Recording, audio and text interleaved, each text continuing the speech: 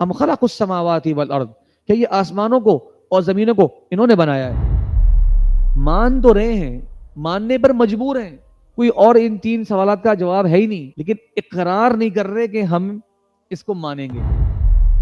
Atheist کا ایک آپ کہہ سکتے ہیں کہ مزیدار ٹاپک ہے کہ یار تم کس کی تھیوری کو ذرا پسند کر رہے ہو، یعنی کہ کائنات کے آغاز کے حوالے سے تم کہہ رہے ہو جی 1.6 بلین ایئرز اگو، نہیں وہ کہہ رہے ہیں 2.6 بلین اگو، نہیں یار یہ تھوڑی نئی بات آئی ہے 5.6 بلین اگو، چل رہا ہے مذاق ہو رہا ہے۔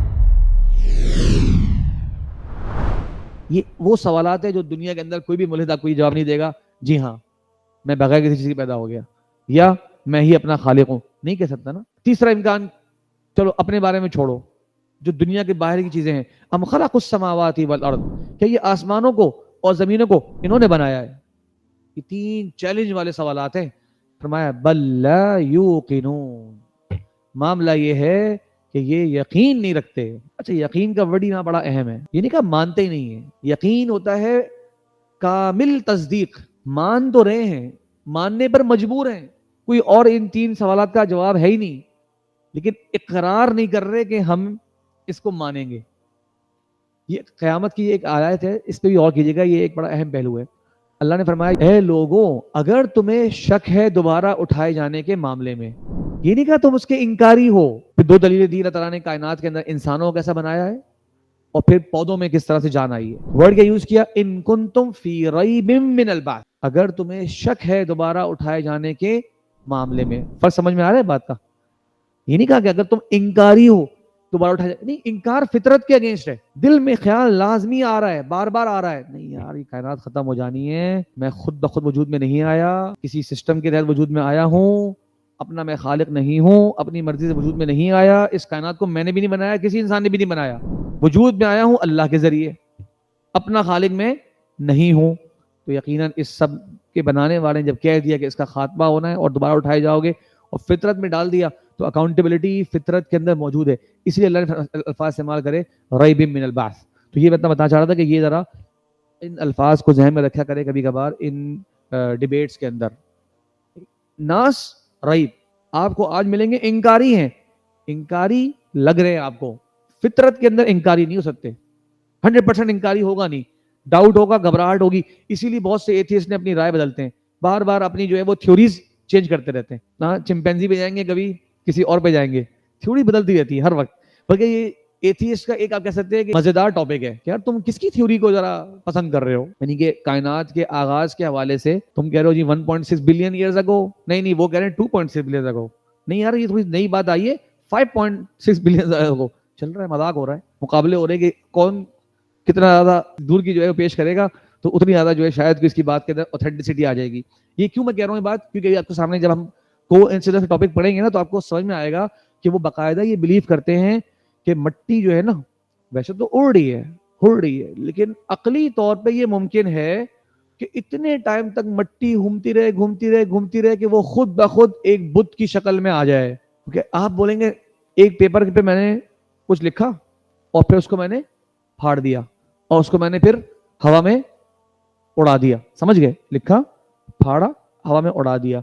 وہ کہتے ہیں ممکن ہے کہ millions and millions and millions years تک وہ ہوا چلتی رہے اور وہ ایک کاغذ کسی طرح اڑ کے یہاں پر آ جائے، پھر وہ یہاں پر آ جائے، پھر وہ یہاں پر آ جائے، اور بعد میں آپ وہاں گزرے تو آپ کو وہ تحریر ماشاءاللہ پوری دوبارہ اسی طرح لکھی بھی نظر آئے۔ اسی طرح سے وہ کہتے ہیں انسان سارے طرح پیدا ہوئے کہ یہ سارا گرمی اور سردی کی جو ہے وہ آمیزش جو ہے وہ ہوتی گئی اور اس کے نتیجے میں چیز چلتی گئی۔ اگر یہ مان لیا جائے کہ کائنات پوری کسی فاعل کے نتیجے میں اس کے عمل سے وجود میں آئی ہے، تو سوال یہ ہے یہ فاعل کون ہے نا؟ یہ تو مان لیا، دونوں باتیں مان لی، کائنات وجود میں آئی اور کسی وجود میں لانے والے کے ذریعے وجود میں آئی۔ اب وہ والی آیت بھی ذہن میں رکھیے تاکہ آپ لوگ ذرا تسلی رہے اور پھر اس آرگومنٹ کو پڑھیے۔ اب دو امکانات ہیں، یا تو کائنات نے اپنے آپ کو خود ہی پیدا کر لیا، یا کائنات کو کسی اور ذات نے پیدا کیا جو کائنات سے باہر ہے۔ اب پہلا جو پوائنٹ ہے اس کے اوپر تین پریشانیاں ہیں۔ آپ بولیں گے یہ تو کوئی نہیں کہتا کہ کائنات نے اپنا خود ہی پیدا کر لیا، یہ ناممکن ہے۔ غور کیجیے کیوں ناممکن ہے؟ کیونکہ اس سے یہ لازم آئے گا کہ کائنات اپنے آپ سے پہلے خود موجود ہو. کائنات نے اپنے آپ خود پیدا کر لیا، کہ مطلب وہ ہے کائنات اپنے آپ سے پہلے خود موجود ہو. اور یہ ناممکن ہے کہ کوئی عمل فاعل سے پہلے وجود میں آ جائے. ایک چیز وجود میں آ چکی ہے اور اس کو پیدا کرنے والا موجود ہی نہیں ہے، یہ ممکن ہی نہیں ہو سکتا. تو یہ چیز ایک وجہ سے رد ہو گئی. تو جو چیز خود موجود نہ ہو وہ نہ خود کو کچھ دے سکتی ہے نہ کسی اور کو. دوسرا آرگومنٹ پر آتے ہیں. کائنات کو کسی اور نے پیدا کیا. بالفرض پہلی بات مکمل ہو گئی کہ جی خود تو پیدا نہیں ہوئی کائنات، کائنات کو کسی اور نے پیدا کیا. اس میں بھی یاد رکھیے گا کہ دو امکان ہیں. پہلا، جس نے پیدا کیا اس کا اس سے پہلے وجود نہیں تھا. اگر تو نہیں تھا تو پہلے والی جو 2-3 پوائنٹ ہمیں بتائے وہ سیو ہو گئے.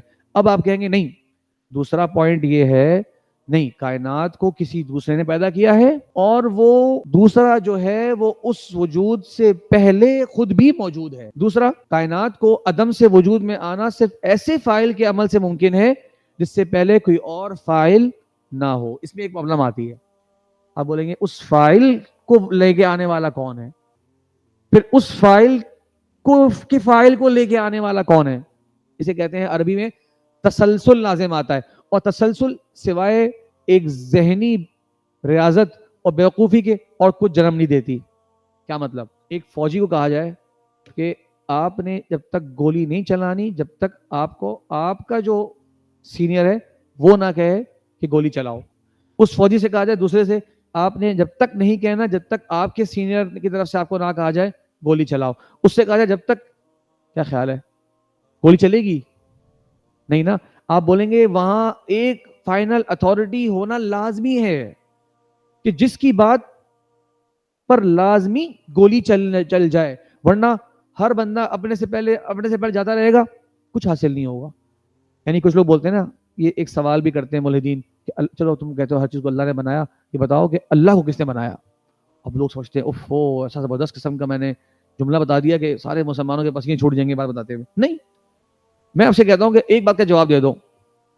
اگر میں تمہیں بتا دوں کہ اللہ کو کس نے بنایا تو اس کے بعد کوئی اگلا سوال تو نہیں کرو گے؟ بس خالی ایک سوال ہی کرو گے. یا اگر میں نے تمہیں کسی ذات کا نام لے لیا بالفرض، کیونکہ یہ ڈیبیٹ کی بات کر رہے ہیں، ظاہر سی بات ہے ایک فرضی بات کر رہے ہیں، تو اگر میں نے کہہ لیا بھائی فلاں ذات نے اللہ کو بنایا، تو پھر تم مجھ سے یہ تو نہیں پوچھو گے کہ اس کو کس نے بنایا؟ وہ بولے گا تو پوچھوں گا بھائی پہلے بتا دو کہ کتنی دیر تک یہ چلے گا تاکہ میں پھر ایک ہی بار سب کے جوابات تلاش کر لوں اور کریں. ارے بھائی آخر میں جا کر ایک خالق قادر مالک الملک ہوگا تبھی چیز وجود میں آئی ہے. اس کے بارے میں سوال ہی نہیں کیا جائے گا. یہ اس نے پیدا کر لیا اس پہ غور فکر کی جائے گی. آپ ہی بتاؤ کہ آپ پیدا ہوئے ہو یا پیدا کرنے والے ہو؟ میں پیدا ہوا ہوں. پیدا ہوئے ہو تو آپ کی لمٹ محدود ہے، آپ نے اسی پہ غور کرنا ہے، آپ نے اسی پہ سوچنا ہے، ورنہ آپ کا کوئی جواب کا حال ہی نہیں ہے. یا تو آپ بولو نہیں میں ایک بار پوچھوں گا اس سے خاموش ہو جاؤں گا، تو پھر ہم سوچتے ہیں کہ آپ کے لیے کیا جواب دیا جائے. نہیں، یہ خاموشی نہیں ہوگا. چلیں خیر پہ تھوڑا سا غور کیجیے گا انشاءاللہ. اور دوسرا اور آخری امکان ہی واحد ممکن حقیقت ہے، اور وہ یہ کہ یہ کائنات کو پیدا کرنے والی ذات کوئی دوسری ہے جو پر لکھی ہوئی ہیڈنگ ہماری، اور یہ تب ہی ہے جب اس سے پہلے کوئی اور فاعل نہ ہو. تبھی ممکن ہے کہ اس سے پہلے کوئی اور فاعل نہیں ہے. اس لیے واضح ہوتا ہے کہ خالق کے وجود پر ایمان رکھنے والا شخص کسی نامعلوم چیز اور فرضی دلیل کی بنا پر ایمان کو ثابت نہیں کرتا، بلکہ عقلی اصولوں کی روشنی میں بھی اس حقیقت کو ثابت کر سکتا ہے.